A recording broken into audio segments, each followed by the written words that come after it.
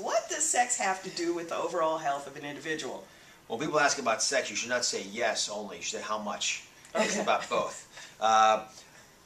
It's interesting that we talk about sex like it's a taboo topic, but obviously you have to have sex to procreate the species, and we are biologically hardwired to want more of it, and if you don't have sex, you suffer a life expectancy problem.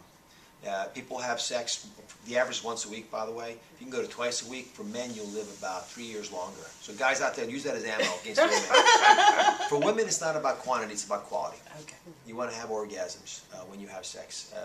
And there are many women, probably a third, who have never had an orgasm, and at least half do not regularly have orgasms. And we've talked about that in the show. And it's adult content, but I think there's some very important things you got to do if you're a female to make sure that you're able to have orgasms. It's not just about the guy, it's about both of you together making the right decisions and bringing intimacy back into the relationship. But we've got a sexual famine in America. And I think the best way to start back up again is to make sure that there's no expectation of sex when you get close physically. And so for guys and for women, I say, listen, just cuddle, just touch.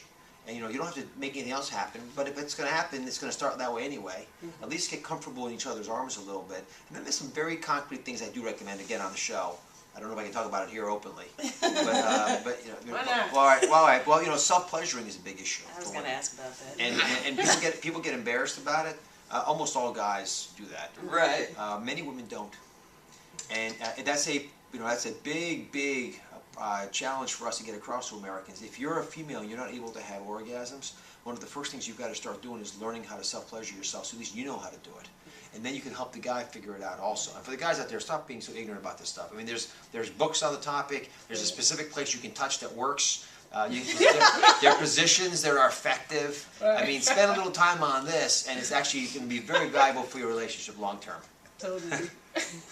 I'm sorry, I'm totally blushing.